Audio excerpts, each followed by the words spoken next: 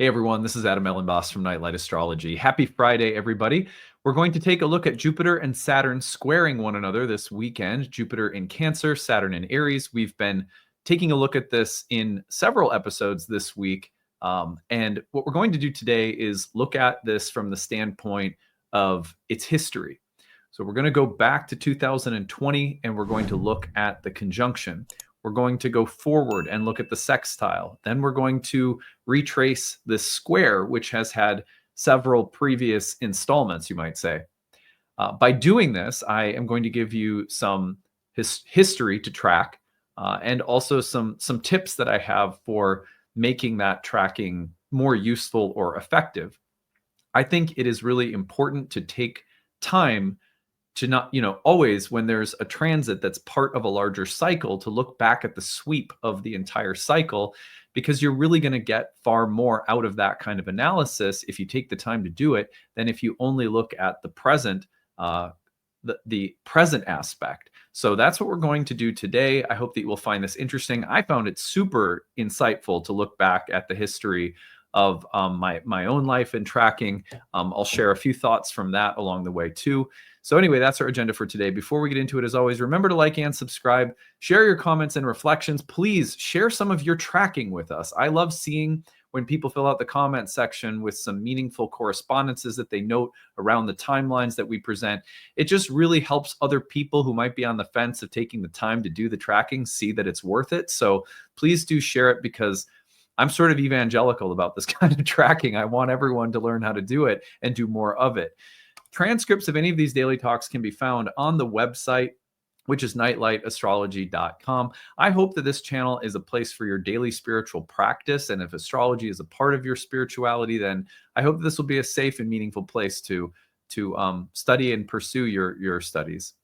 Anyhow, I'm going to take you over to nightlightastrology.com. And a couple of promotions. You guys should know them by now, but events. On the 21st, we've got a solstice gathering in Minneapolis at the Grapevine Collective from 6 to 8:30 p.m. RSVP to let us know you're coming. It's free. These events that we do are all made possible free because of the Kickstarter success. Thank you for that. You can also find the speaker series talks, and you'll note that the final talk in our summer speaker series, June 15th, with Krista Hamilton, is taking place this weekend. So check that out. That is on the Decans. And it's going to be a great talk. It's free to attend. You can't make it live. You'll get the replay afterward when you register. That's also free and facilitated by the Kickstarter. And then finally go to live talks. You'll see that next week I'm giving my talk for June, which is on Uranus and Gemini trine Pluto in Aquarius. I called that talk When New Objects Appear in the Sky. I have some deeper meditations on the element of air, its connection to water, which is an enigmatic and beautiful, interesting connection that I think we should be focusing on with planets that are connecting in air signs. What does that have to do with the changeability of air into water, which is something that ancient mystics and elemental theory focused on? So check that one out. Register. If you can't attend live, you get the replay, like everything. Courses. I told you a little bit about Horary yesterday. If you're interested in signing up, click on the Horary Astrology course. That starts coming up here really soon on June 21st. So you have just a little bit of time left to join us for Horary. You need to have a little bit of a background in traditional astrology for that one to make sense, but you are welcome to join that one standalone without being enrolled in our other programs. Otherwise, the first year course starts on June 22nd. You have just one more week in front of you to register and join us. There's still time left, but we are coming down to the registration deadline. So if you still want to join us for this first year class in Hellenistic astrology, there's an informational video attached to the end of today's talk that gives you everything you need to know about the program. The page contains it as well, but it is a fantastic course. I couldn't recommend it more highly for people who love astrology but want to go deeper and have a really substantive, community structured experience. A lot of interactive opportunities for discussion and forum work with other people. We have tutors, tons of material there for you to go as deeply as you want to. If you're thinking of starting a career reading for other people, this will definitely set you up, especially if you continue through the rest of our programs. But anyway, that's there. Can't wait to start soon. Be sure to register soon if you're going to use the need-based tuition. That's an option there at the bottom of the page. when you register. That's going to give you an opportunity to use a sliding scale, flexible pricing. If you need that because you're in a tough spot financially, or maybe even the exchange rates are high in another country, please feel free to use that. We're very glad for people to take advantage of that. Okay, well, on that note, let's now turn our attention to the real-time clock like we do, and let's take a look at what's happening. Bring this up to the current moment. I was tracking. I had my tracking down there. So here is Jupiter in the sign of Cancer squaring Saturn in Aries, both at the first degrees of their signs. Jupiter exalted Saturn in its fall. We talked about the combination of those dignities in yesterday's video, and I gave you a list of things to watch for given the unique superior square of Saturn in its fall, kind of pressing Jupiter in its exaltation in Cancer. So definitely go back and check that one out for just a list of basic considerations. Given the unique dignity. This is maybe 5 or 6, 7 videos I've done on this square, really since the start of the new year. So if you search Jupiter-Saturn in my archives, you're going to find a bunch more videos that if you have not yet taken in, you may want to go back and check out. We've been sort of slowly building an approach and delineations and sort of turning the archetypal jewel with this one for a while. This combination, I want to give it 3 degrees, right? So 3 degrees is a good range within which to experience this dynamic. Now, that 3-degree range, we could trace back just a little bit. If we go back and give them about 3 degrees, let's say, since about the end of May, they've come to within 3 degrees. This has been building since then. The square that takes place this weekend will then separate as Jupiter moves on. We're going to take a look next week at Jupiter's square to Neptune, which is part 2 of this dynamic, since Saturn and Neptune are almost conjoined themselves. So Jupiter square a Saturn-Neptune dynamic, that's pretty interesting. We're going to try to fill out our understanding of that one next week. But once Jupiter gets to its rebirth, its reset, the new moon in Cancer on June 25th, at that time, it's starting to pull away from the 3-degree engagement range. By the end of June, Jupiter will be out of that 3-degree engagement range with Saturn. And so within the new moon cycle that starts around, what is it, the 24th, 25th of June, forward through the end of June, that's when Jupiter really starts pulling away from Saturn in the square. And this is Jupiter's final square to Saturn. It's already made several prior to this. So we're really now concluding in the concluding stages, or moving into the resolution of this opening square within their synodic cycle. What I want to do today is take you back in time through that cycle. And I'm going to give you some tips for how to track and some advice that I have for you in terms of getting the most out of approaching the synodic history of Jupiter and Saturn in this most recent cycle, so that you can really see the story arc of these two planets dancing together in your chart. So that is where we're heading next. Let's go ahead. I'm going to pull up the real-time clock again, put it back on the screen here, and I'm going to take you back to the opening stage of the cycle. Now, the first thing that I suggest is the most basic. That has to do with understanding the nature of Jupiter and Saturn together and what their cycle is all about. Because unless we have an understanding of what that cycle is about, how useful is it really to track them? So we have to know what to watch for. Here is their opening conjunction. Their conjunction in the 0 degree of Aquarius, in the very first degree of Aquarius there, took place on the winter solstice from the standpoint of the Northern Hemisphere on December 21st, 2020. So this point in the cycle really represents a seeding point. So what can you watch for around a seeding point? What kind of tracking should you do? First of all, throughout anything we're going to look at today, it may always be helpful to anchor your approach to the tracking within the topical designations of the houses that the planets are in. So Jupiter and Saturn conjoin in December of 2020. I'll give you some things to watch for, but you could also place them into the whole sign house of Aquarius, which is the sign that they met in. And that level of tracking will always be another layer that you can work with. So with anything I'm about to say today, look at the whole sign houses in your birth chart. Look at the topics of those houses as the two planets are moving through their cycle. So this was a Jupiter-Saturn conjunction in December of 2020 in the sign of Aquarius. When the two planets come together, we are thinking about the seeding point of a new cycle. Let's refresh on the Jupiter-Saturn dynamic in general, where Jupiter is a sign that correlates with the return of life and light and the peak of life and light, and therefore a sense of coherence and birth and the proliferation of life and those kinds of qualities that support life and abundance. And it's a very fertile kind of procreative planet in that sense.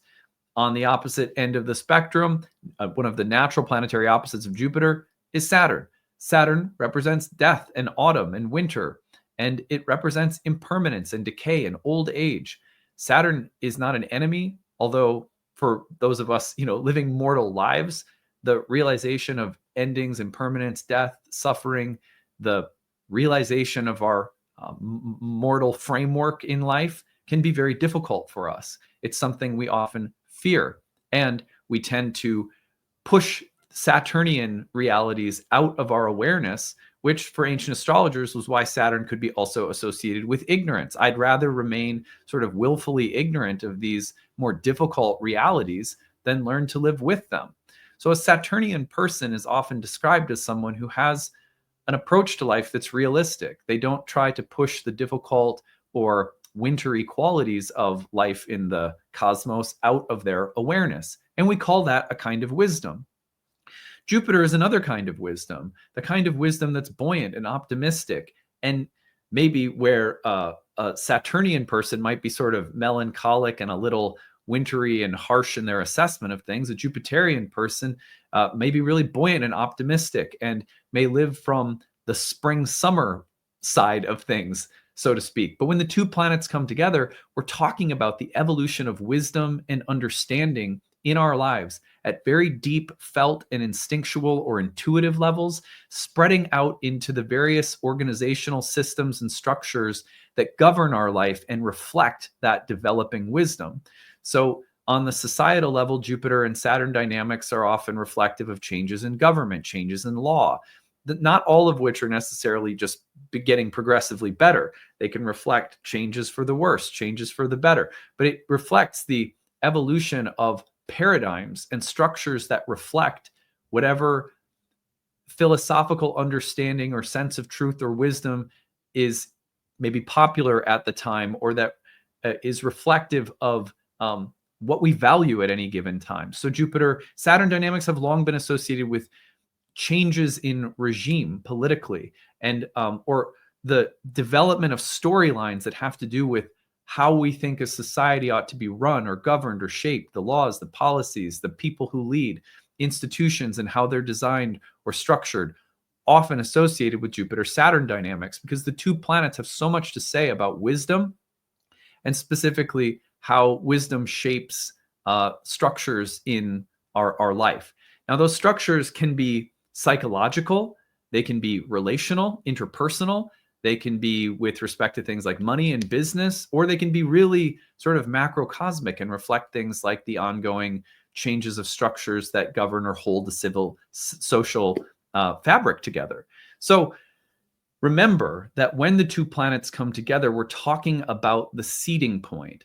The seeding point can represent an unconscious, not fully seen kind of, just like a woman doesn't know she's pregnant until she starts showing, or maybe weeks later she takes a test or something.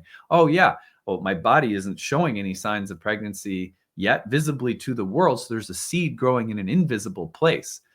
You can think of the seeding of Jupiter-Saturn that was taking place in December of 2020 as perhaps taking shape in a place that is relatively dark or unconscious or not yet visible, not yet clear. Look at that from the standpoint of the whole sign house of Aquarius in your birth chart, and start noticing how new understandings, new wisdom, the fostering of different structures, systems, and paradigms are starting to form in your life within the whole sign house that Jupiter and Saturn were conjoining in, again, Aquarius.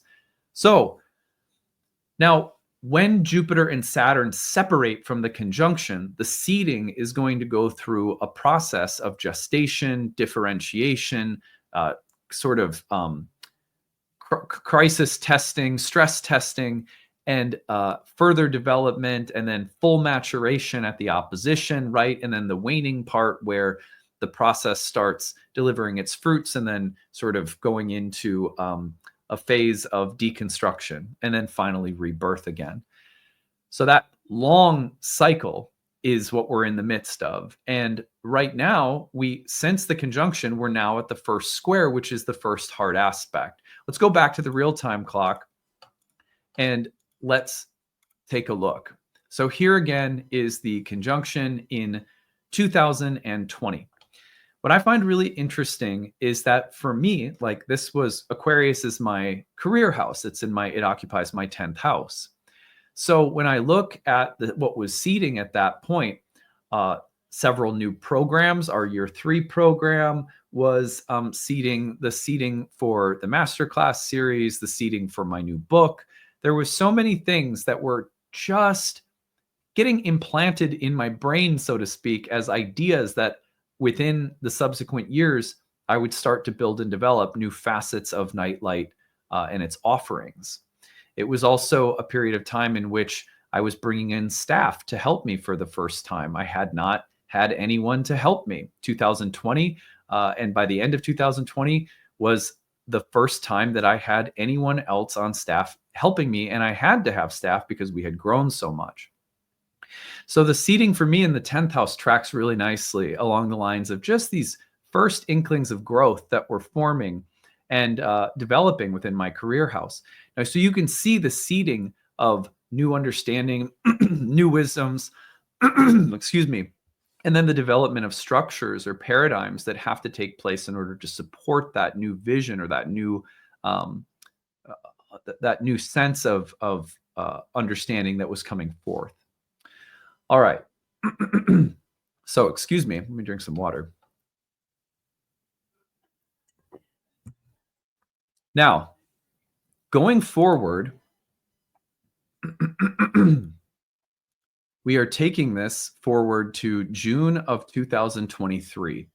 Now, what I'm going to do in order to highlight is I am going to remove everything except for Jupiter and Saturn so that we can really just isolate the two planets. So, the first aspect that these two planets will make in their synodic cycle after Jupiter, who is faster than Saturn, separates, is going to be the sextile. So as you can see, I'm just gradually showing you how the two planets separate. And actually, I'll move this by month so we can go a little bit quicker. And it's right around this time that they're configured in a whole sign sextile, right? Aries and Aquarius, but we want to get to their degree-based connection. Now that connection is not going to happen until right about here. So we're going to go back to June of 2023. And here they are connecting in Taurus and Pisces. So the first time they connect after the conjunction is in June of 2023. I think this is also really fascinating because this is reflecting the first connection with them. What does their sextile mean within their synodic cycle?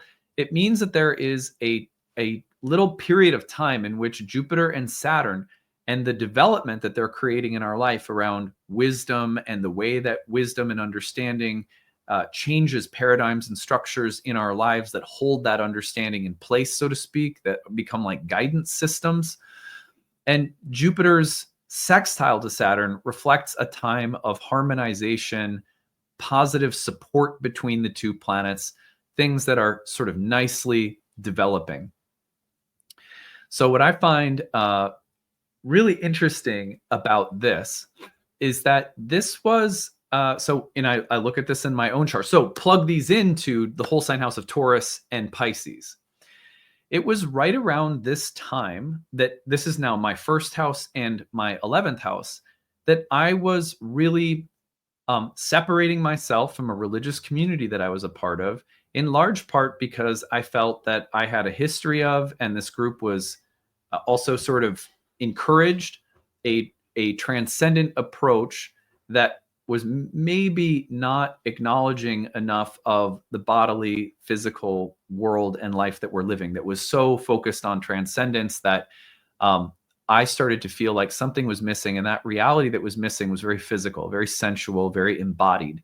And it was something, because I tend to be very intellectual, very spiritual, that frankly, I had been neglecting for years prior to joining this religious community. This religious community just sort of amplified within me the neglect and the, I don't know, the way in which I was sort of bypassing certain elements of my just physical existence. So that Jupiter-Saturn dynamic, that sextile, was so powerful because it was really starting to create within me a development of systems and structures with regard to my diet, my health, my rest, my hydration, my exercise. And it was changing with respect to the communities, groups, allies. I had different communities I was starting to create in my life. Some were ending, some were beginning, and I was finding a lot of support for those things that were especially important to me around physical health. So there's Jupiter in the first house, right? So now, when you're tracking this, plug them into the whole sign houses of Taurus and Pisces and look for how the development of new wisdom, new understanding is forming relative to those things. Now, here's another interesting thing. Around this time, a number of the there was a certain like subsection of staff that had been working with me that really came in because they resonated with that sort of transcendental focus that I had. And when this was leaving my life, very naturally, without any animosity, some of those people who had that focus were leaving and different staff were coming in who were probably in some ways like fit with how I was evolving. I find it really interesting how people enter our lives and go out of our lives for seasons that are meaningful and often very beautiful and not necessarily defined by conflict, but that match kind of where we're at. And I even noticed that in my client practice, that people who come in for readings are often people who are sort of vibing with where I'm at in life, and that therefore there's some chemistry there. Or sometimes I need to hear something that they're going through. So I always think about this, the Jupiter-Saturn sextile, also as like, who are the people and environments and places and allies that are sort of reflecting, because they're new ones or they're changing in some way, that they're reflecting the philosophical outlook and the paradigmatic changes that are taking place in our lives. So anyway, that's another tip. Watch for that kind of change, because sometimes those peripheral changes in social, professional dynamics, religious or spiritual communities, friendship circles, will be the ones that are most indicative of the kind of change of outlook that's tracking along the Jupiter-Saturn transit line. Okay. Now we go to the next part of the cycle, which is the one that we are currently finishing, and that is the square. So the square now reflects this kind of stress test.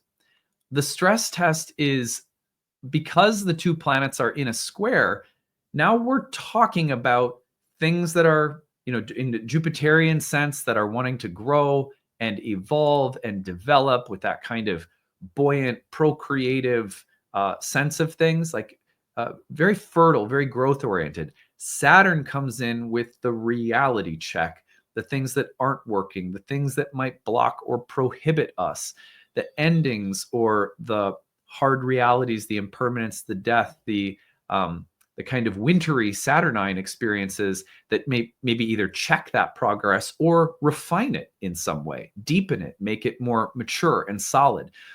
So the two planets are still working together to create systematic and paradigmatic changes in our life, to deliver greater wisdom, greater understanding.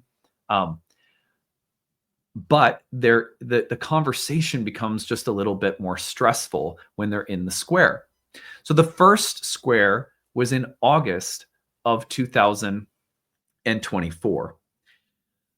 This is, to me, really interesting because this came at a crossroads. I'm just going to reflect on this. Oh, by the way, before I do that, check out the whole sign houses of Gemini and the whole sign house of Pisces for the square.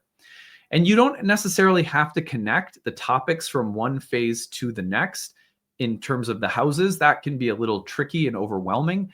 What I recommend instead is if you journal through the conjunction, the sextile, take a look at what was happening and just note, how was my understanding of life evolving?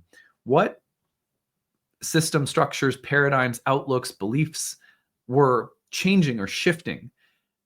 And if you follow it along these lines, you'll see the arc connecting naturally in the journaling.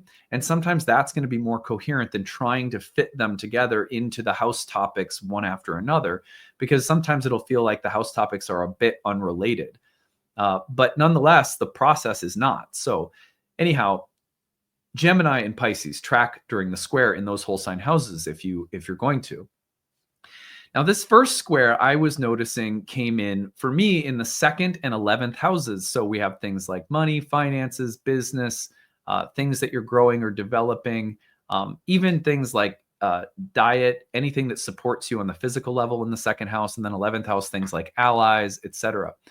I went during this period of time, during the square, I was beginning to understand at an even deeper level some very specific truths and lessons about my health, my body, my diet within my evolution in this training and bodybuilding, which was a big part of the emphasis on physical health, physical body, not just floating off into the transcendental realm all the time, right? So while I was doing this, I came to a crossroads with the coach that I was working with. And by the following Jupiter-Saturn square in December, I would be with a new coach. So between the first square and the 2nd square, I changed allies, a very 11th house Saturnian topic. And as my understanding of the uniqueness of my own body and my own makeup. And I needed someone who could be more fine-tuned, that not one size fits all approach, but someone who would be a little bit more specific to tracking what was going on with me. And so I had to be more specific in my choosing of a coach, a teacher, an ally that really did a lot to start looking at, the specific ways my body's processing certain kinds of foods and all sorts of stuff. So that square from August to the next square, same planets in December, for me reflected that change. What's also interesting is that during this time, we shifted some approaches to not only staff, but we had another interesting staff change that reflected a shift in values. Again, it wasn't a bad thing at all. It was kind of a natural, a natural time of divergence. And so we brought in someone new during this period that reflected a different approach we were taking. And overall, that was a very positive change. But as with all changes, bringing someone in that's new, that hasn't been there, there's a lot of showing them how everything works and getting them acclimated. So that was taking place during the square. And we also started taking a new approach to our accounting, which is just now, by the last square, the new accountant and accounting system is all in place. And we did that because we had been working with an accountant on the East Coast. I mentioned this in another episode recently. And we just decided to start working with some accounting that was local here to Minnesota, making it just easier. So it's like, these are structures, though, and systems that reflected new approaches, new needs, new structures, new teaching, new coaches, and new developments that were again, with the I know it might sound like a little simple, but in that change of coaching, it was, here's a concept-based approach that's being applied to all sorts of people. And I'm realizing I need something that's more specific to my body. So it was an evolution of the exact same idea, but even more refined. And now I'm working with a coach who's been very, very targeted and specific and tracking and getting into the minutia with looking at how my body works. Because not all programs should look the same for every person. Not everyone needs the same macros or diet or calories. It's so individual. And that further refinement of an individualized approach to health, healing the body, was a huge part of these squares in my life. So track the first square in August of 24. What was the crossroads in your understanding? What was the crossroads in your outlook, your philosophy, your beliefs?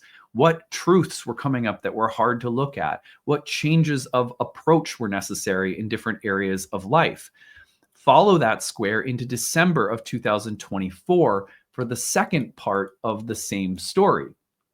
Here are the two planets coming together again, and their dance with each other is going to take place right about Christmas time in the US here, December 24th.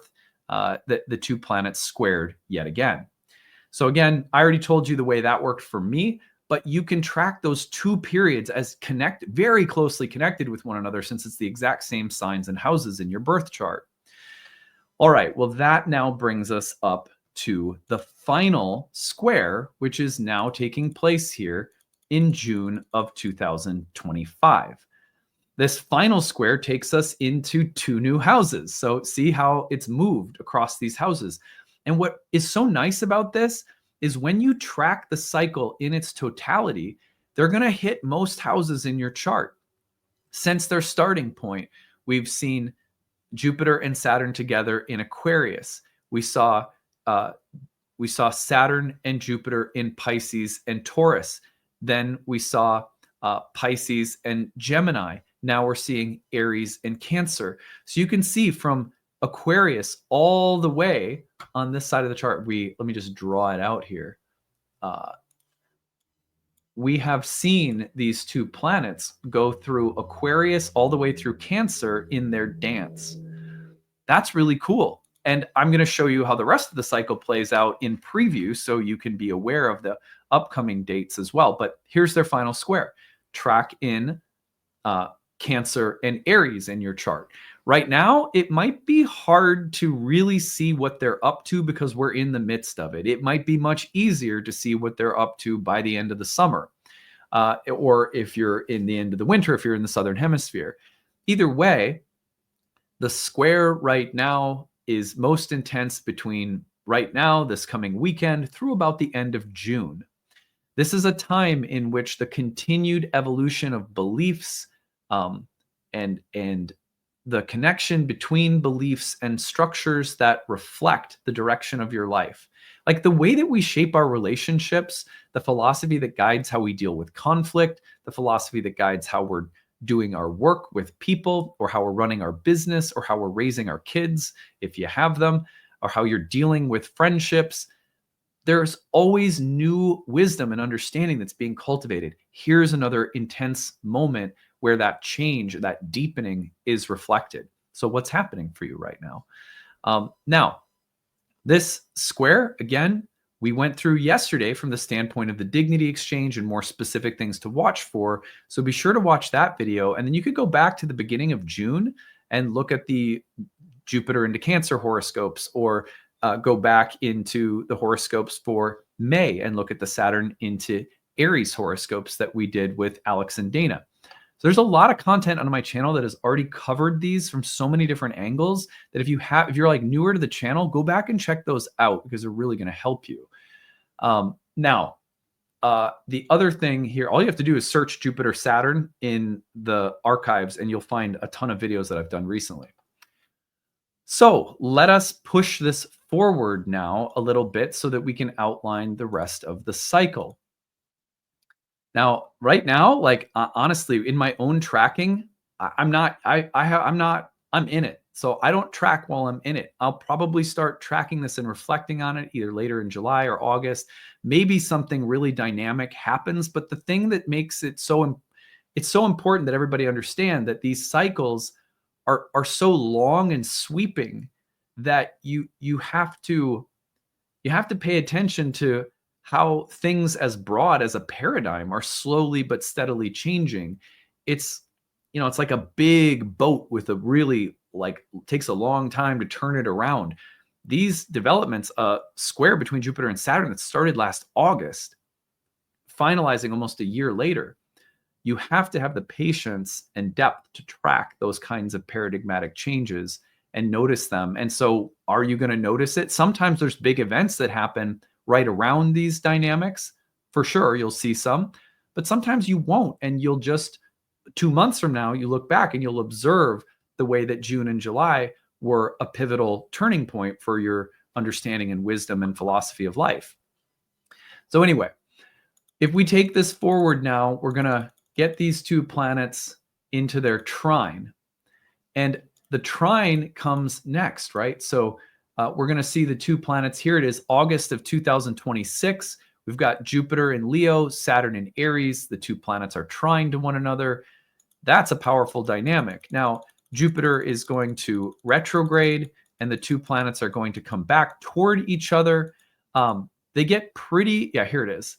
Here's the second trine that takes place around April of 2027. So the next phase that we'll be talking about, and bet your bottom dollar we'll be talking about it on this channel, will be the trine between these two planets. These two will take place throughout 26, and then we're going to move forward, and the next dynamic that we'll see will be their opposition. So the opposition is going to take place, what is it, around December of 2029.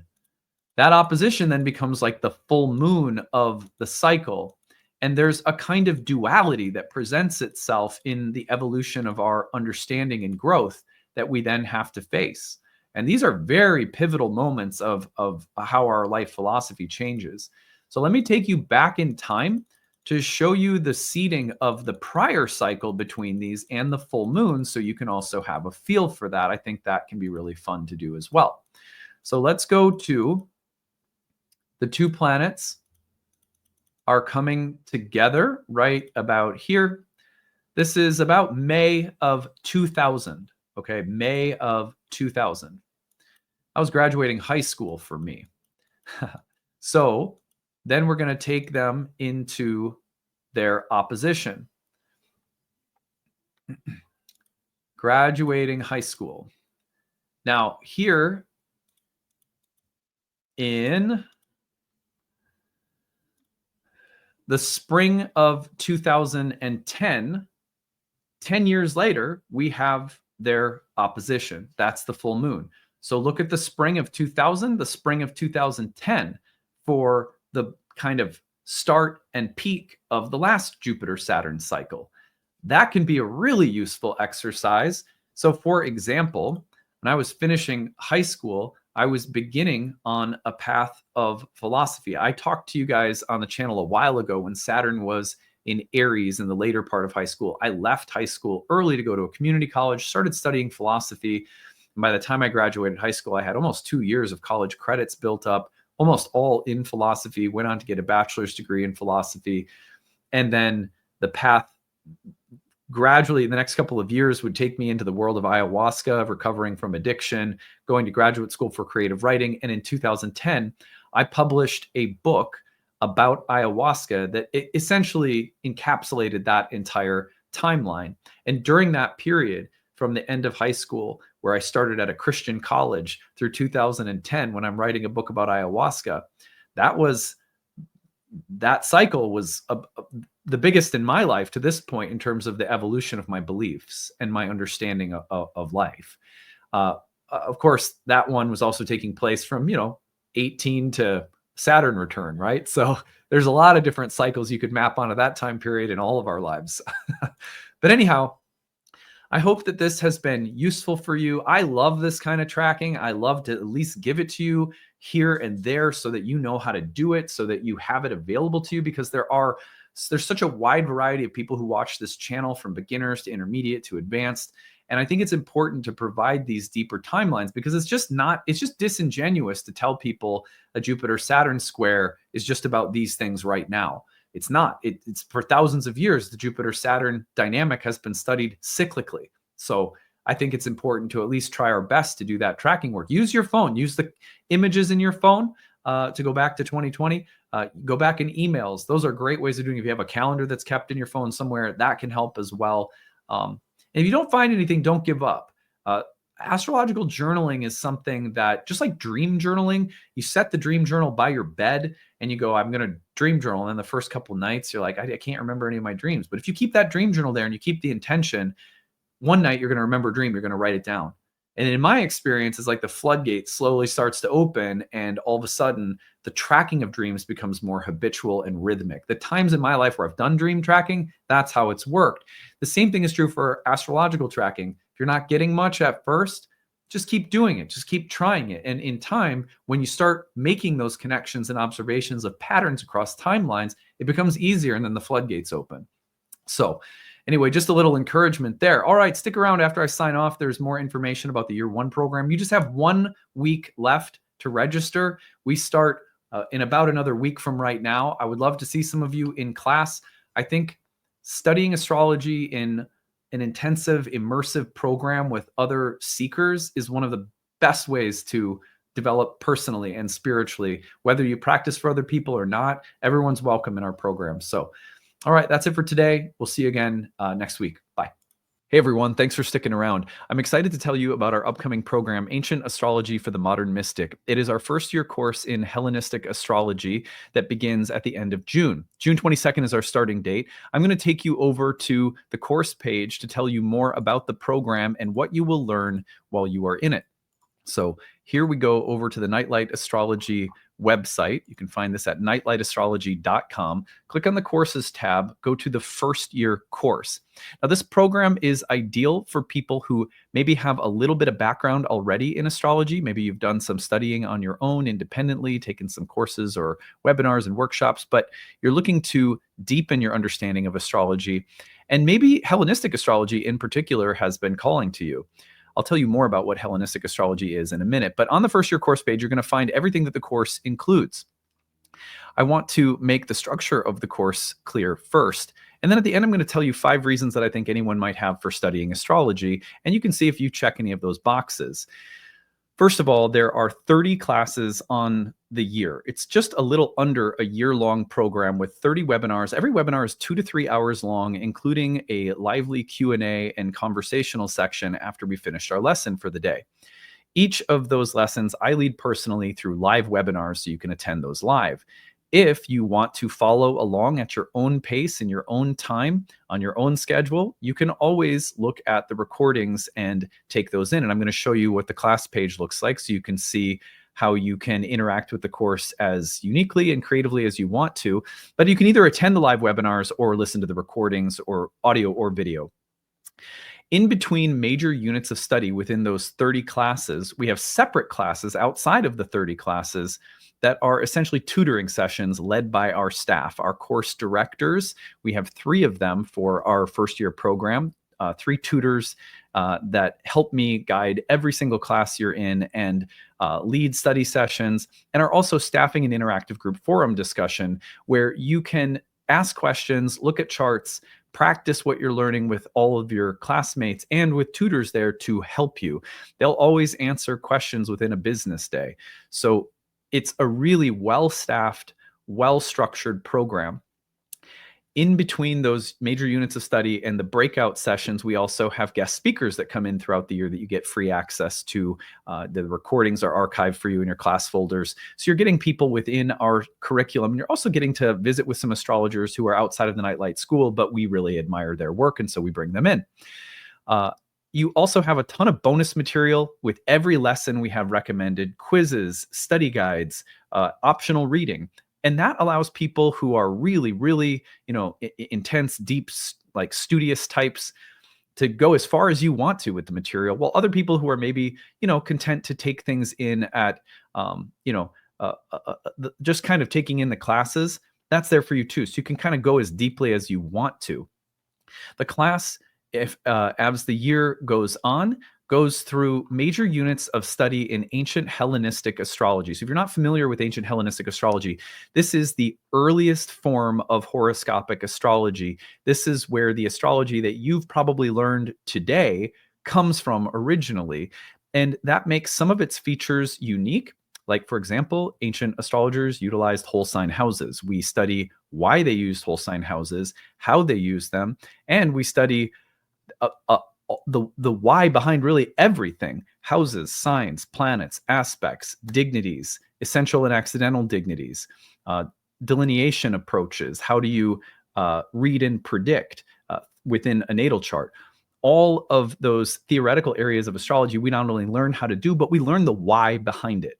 And this is what I think people find most empowering about the course, is that ancient astrology really helps to give you the rationale for everything so that you have the insight available to go off script. What I mean by that is, like, let's say you're learning about a sign, Aries or Taurus or a Gemini, something like that. Ancient astrology won't just give you a list of the adjectives or keywords or descriptions of, say, a sign or a planet. It will give you an underlying philosophical explanation that then allows you to extrapolate from it the kinds of lists that you read in textbooks, which means you'll have an understanding of why everything on a list in a textbook is there in the first place. And you'll also have the insight and creativity available to add things to the list that are a part of your own unique intuition and contribution to astrology. And this is what ancient astrologers wanted students of astrology to learn, the why behind everything. So this is a class where, even though you're seeing things like planet signs, houses, dignities, aspects, and you're like, oh, I've already learned about those things. Not if you haven't studied Hellenistic astrology. I don't mean to sound condescending, but like, truly, most people's experience coming through this program is, wow, I had no idea all that I didn't know about the roots of everything that I've understood thus far about astrology. So it really is about digging into the philosophical core of why we do everything. And then you have greater intuitive and creative capacity as an astrological craftsman or craftswoman. So anyway, that's a brief explanation of why I think Hellenistic astrology is important. Not to mention that ancient astrology was really focused on our ability to accurately describe and predict things in the realm of karma, fate, and destiny, whereas modern astrology's hallmark and strength is psychological depth. And so when you put the two together in our program, which is why it's called Ancient Astrology for the Modern Mystic, I think you have something really special. So on that note, you can see everything that we cover here. So there's a video with some of our alumni you can watch. Everything is there on the page. Now, there are 5 reasons that I want to touch on briefly before I tell you about your payment options and need-based tuition. These are 5 reasons to study astrology that if you mark any of these boxes, especially if you mark several of them, then I think it's a good indication that you might be ideal for this program, might be an ideal fit. So the first one is, if you find that astrology has become a part of your daily, weekly, monthly, yearly spiritual practice, it is a part of how you lead an inner life, then there is nothing more empowering than deepening your connection to that language, because that puts you more in the driver's seat. It's always good to have astrologers that you rely on, teachers that you listen to, get a little objective perspective, especially when you're looking at your own chart through a reading. But there's really nothing more empowering than learning to speak the language at a deeper level for yourself. And if that calls to you, if you want to understand things and be able to speak more confidently and clearly about this sacred language that you love, and this is a great reason to take a structured program. Number 2 is that you feel called to read charts for people. And look, not everyone who takes our programs is on a professional track, but we have 4 years worth of professional training programs at Nightlight that will prepare you to read professionally for others if that's the path that you're on. Maybe you don't even know if you're on that path. That's fine too. Many people take our programs just for the sake of their own personal enrichment, and again, to be kind of more in the driver's seat with respect to your astrological journey. You have more of an understanding. You can be more confident in reading symbols and experiencing transits with your own understanding that you've cultivated.